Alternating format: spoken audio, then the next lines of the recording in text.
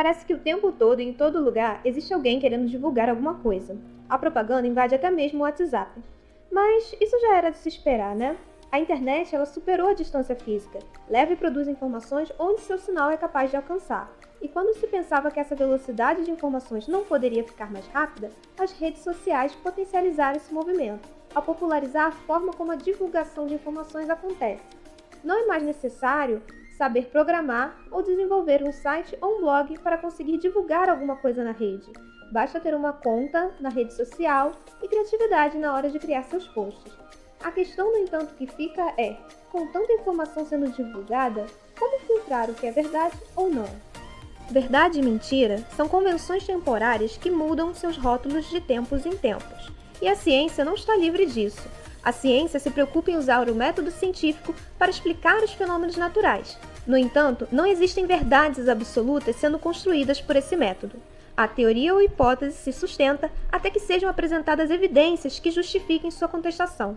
Mas o que eu quero dizer com isso? Vamos ver o exemplo da geração espontânea. A geração espontânea é um ótimo exemplo de controvérsia na ciência. Acreditava-se que a vida surgia da matéria inanimada. Por exemplo, as larvas surgiriam espontaneamente de um pedaço de carne apodrecido, e os ratos da sujeira e lixo acumulados num canto da casa. Hoje sabemos que o lixo acumulado atrai os ratos, mas produzi-los? Bom, naquela época a teoria se sustentava. Na verdade, essa teoria se sustentava há muito tempo, desde a Grécia Antiga. A geração espontânea ela se manteve forte até o século XIX, com alguns cientistas inclusive chegando a publicar livros sobre como fazer animais. Sim, você não ouviu errado. Quer fazer um escorpião? Pois bem, anote aí a receita. Coloque manjericão entre 2 tijolos e deixe a mistura à luz do sol, até que o animal brote. Bem, a geração espontânea foi perdendo força aos poucos. Primeiro com o experimento de Francesco Redi, que com um procedimento bem simples, fez o seguinte: 3 frascos, um aberto, um semiaberto e um fechado, e em cada um deles um pedaço de carne dentro do frasco. Após alguns dias, no frasco aberto apareceram larvas e moscas. No semi-aberto, as moscas ficaram na tampa, que era um tipo de gaze. E no fechado, só a carne já apodrecida, sem larvas ou moscas. Ou seja, somente onde houve exposição ao ar, larvas e moscas se desenvolveram na carne. E para fechar o caso com chave de ouro, Louis Pasteur demonstrou outro experimento para rebater a teoria da geração espontânea. Utilizou um balão de vidro ao qual adicionou um caldo de carne, ou um caldo nutritivo. A extremidade desse balão de vidro foi aquecida de modo a criar um pescoço bem comprido, um gargalo comprido e estreito. Depois de formado esse gargalo, o caldo foi fervido para eliminar todo e qualquer micro-organismo que pudesse estar presente. Com o aquecimento do caldo, o vapor d'água começa a se formar e caminha por esse gargalo comprido que foi feito. Ali no gargalo, o vapor d'água já se condensa, formando uma espécie de filtro que ajuda a reter as partículas. Após um tempo, não foi observado o crescimento bacteriano, mas após quebrar esse gargalo, o caldo ficou turvo, indicando que houve crescimento bacteriano. Ou seja, somente quando o caldo era exposto ao ar, micro-organismos teriam acesso ao mesmo e conseguiriam se proliferar. Daí, Pasteur contribuiu para refutar a teoria da geração espontânea e demonstrar como os micro-organismos estão presentes em toda a parte, até mesmo no ar. E o que o caso da geração espontânea, então, nos ensina? O que isso mostra? Bem, o conhecimento é produzido por muitas pessoas e em muitos locais. Hipóteses e teorias são temporárias, provisórias. Conforme ampliamos o nosso conhecimento e capacidade de percepção, essas hipóteses e teorias mudam para dar conta de explicar o fenômeno ou processo. E testar a veracidade dessas hipóteses requer tempo e referência. A tecnologia disponível atualmente nos permite obter informações num piscar de olhos. Mas a quantidade de informações é tão alta que fica difícil filtrar o que é verdade ou não. É preciso, então, conhecer fontes de referência, fontes confiáveis para o assunto em pesquisa. Outro problema é que muitas das fontes confiáveis, apesar de bom conteúdo, não divulgam bem o seu trabalho. E por que isso? Por exemplo, no ramo de ciências, um problema persistente é a blindagem na comunicação causada pelo letramento científico. O uso da linguagem científica elevada, robuscada, acaba convidando apenas o público acadêmico e curiosos dessa área. E não é nenhum segredo que é preciso multiplicar as formas de linguagem a fim de ampliar a divulgação e atrair mais públicos. E aqui vamos introduzir então o nosso trabalho, o trabalho do Senabio, que de uma plataforma multiusuária, o grupo saltou para ocupar as redes sociais e divulgar seus trabalhos e conhecimentos.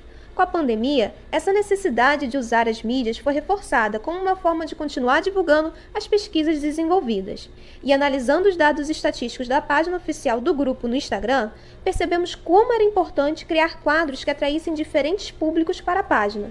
Como a grande maioria do público da página já se resumia a usuários da plataforma do Senabio e membros da UFRJ e colaboradores, era preciso convidar outros públicos para expandir a rede de informação. Nesse sentido, recentemente foi criado o quadro Senabio Indica, que de forma lúdica traz indicações de séries, filmes, desenhos, livros, jogos, aplicativos e quadrinhos, ou seja, produções que estão relacionadas com a temática científica. E segundo análises da página em dezembro, o maior alcance obtido com os posts foi de 573. O alcance ele é um recurso estatístico que se refere ao número de pessoas que visualizaram o conteúdo. Então a visualização só é contada com uma por conta, ou seja, se você vê a publicação mais 10 vezes, só uma vez será contabilizado. Por não incluir repetições de usuários, é um bom dado para identificar problemas de estratégia nas redes sociais. O quadro Senabio Indica foi lançado na intenção de atingir outros públicos, isto é, fora do meio acadêmico e de faixas etárias menores. Afinal, em outubro, a faixa etária de jovens de 13 a 17 anos, por exemplo, representada pelas 564 contas alcançadas, foi de apenas 1%. O que é coerente, já que a maioria dos posts envolvia temáticas que atraíam público acadêmico ou interessados em ciência. A questão é como despertar a ciência em outros públicos. Ao indicar um anime, não só o alcance, mas o número de curtidas também aumentou comparativamente a outros posts. E embora o alcance de alguns posts do quadro possam ser inferiores comparado ao alcance de posts de datas comemorativas, por exemplo, os resultados de alcance ainda podem ser considerados satisfatórios, sendo o menor alcance do quadro com 230 e o maior com 573 visualizações. Mas às vezes, ter um alcance maior do que o número de seguidores obtidos com posts pode ser algo muito positivo, já que um problema frequente nas redes sociais é a presença de seguidores fantasmas, e que não representam, portanto, um número real de usuários que de fato interagem com a página ou que usam-na para consultar informações. É claro que desenvolver parcerias com outras páginas seria um caminho viável para ampliar nosso alcance para outras faixas etárias, sobretudo a de jovens de 13 a 17 anos, que ainda é muito pouco representativa na nossa página. Mas, sem dúvida, percebemos que indicar publicações, produções de entretenimento relacionadas com essa temática de ciências é uma ótima forma de conseguir cativar essa faixa etária mais jovem do público. É claro que, apesar de termos destacado aqui o quadro Senabio Indica, a página do Instagram do grupo não se resume a isso. Mas o motivo de destacarmos esse quadro foi por ser uma iniciativa voltada especificamente para atingir um público, uma faixa etária com a qual o grupo Senabio já apresentava uma defasagem nas suas mídias sociais. Nossos resultados são um pouco imaturos. Afinal, o quadro Senabio Indica é recente. Apesar de ter sido planejado há um tempo, só foi colocado em prática na página do Instagram, no grupo, em setembro de 2021. Por isso, apesar dos poucos resultados aqui exibidos, nós continuamos produzindo conteúdo confiável e de qualidade para ajudar na comunicação da universidade para além dos muros acadêmicos.